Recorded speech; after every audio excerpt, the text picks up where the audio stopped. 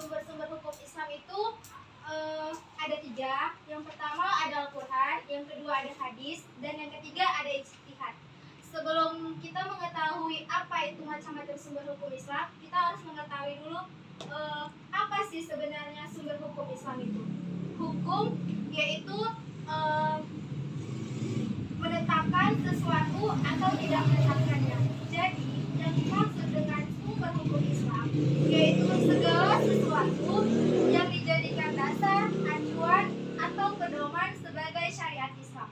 Kemudian macam-macam sumber hukum Islam tadi kan ada 3. Yang pertama ada Al-Quran, yang kedua ada hadis, dan yang ketiga ada ijtihad.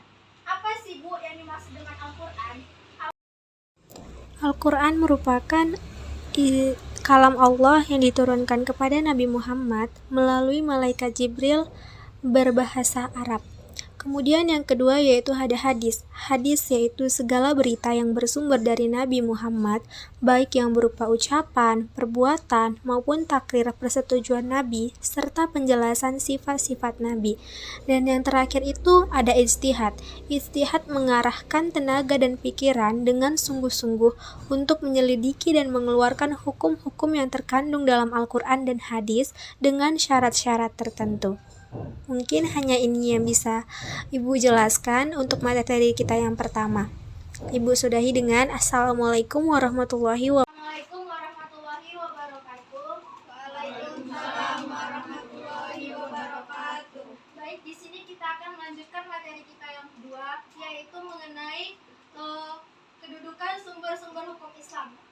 Tadi kan sebelumnya kita udah bahas sumber-sumber hukum Islam itu ada 3. Yang pertama ada Al-Quran, yang kedua ada hadis, dan yang ketiga ada ijtihad. Selanjutnya kita membahas apa sih kedudukan dari Al-Quran itu, apa sih kedudukan dari hadis, apa sih kedudukan dari ijtihad itu.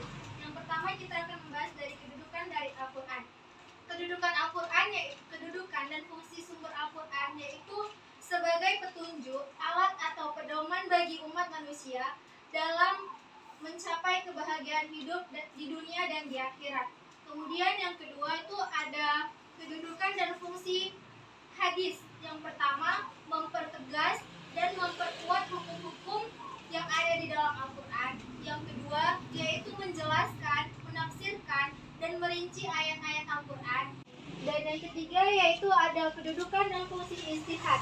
Apa sih kedudukan dan fungsi ijtihad itu? Kedudukan dan fungsi ijtihad yaitu menetapkan hukum sesuatu yang tidak ditemukan dalil hukumnya secara pasti di dalam Al-Quran dan hadis. Mungkin hanya ini yang bisa Ibu jelaskan. Assalamualaikum warahmatullahi wabarakatuh. Waalaikumsalam warahmatullahi wabarakatuh.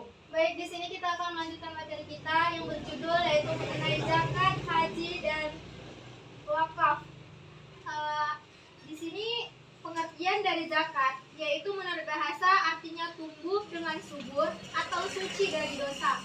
Zakat juga menurut istilah agama Islam adalah kadar harta tertentu yang diberikan kepada yang berhak menerimanya dengan syarat tertentu.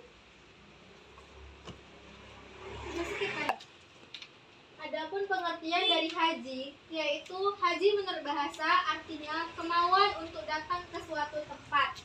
Menurut istilah, haji artinya melaksanakan niat mengunjungi Baitullah atau Ka'bah untuk beribadah kepada Allah pada waktu tertentu, syarat tertentu, dan cara-cara tertentu. Adapun yang dimaksud dengan wakaf, yaitu wakaf menurut bahasa artinya menahan. Adapun menurut istilah, yaitu menahan harta milik pribadi yang diserahkan kepada lain. Jadi itu untuk kepentingan umum dengan tujuan untuk mendapat ridha Allah Subhanahu wa taala. Jadi setelah Ibu jelaskan tadi, kira-kira ada yang ingin Bu ditanyakan? Bu, saya ingin bertanya. Perkenalkan namanya. Nama saya Riki Abodra, ingin bertanya apa saja rukun wakaf. Baik, di sini Ibu akan menjawab pertanyaan dari Riki, yang dimana tadi pertanyaannya apa saja rukun dari wakaf. Yang pertama itu ada wakif.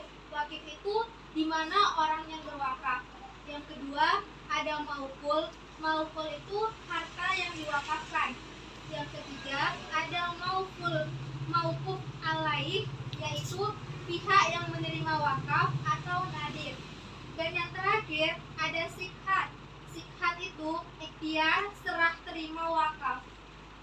Kira-kira setelah si Riki yang bertanya, ada lagi yang ingin ditanyakan? Saya kenalkan namanya.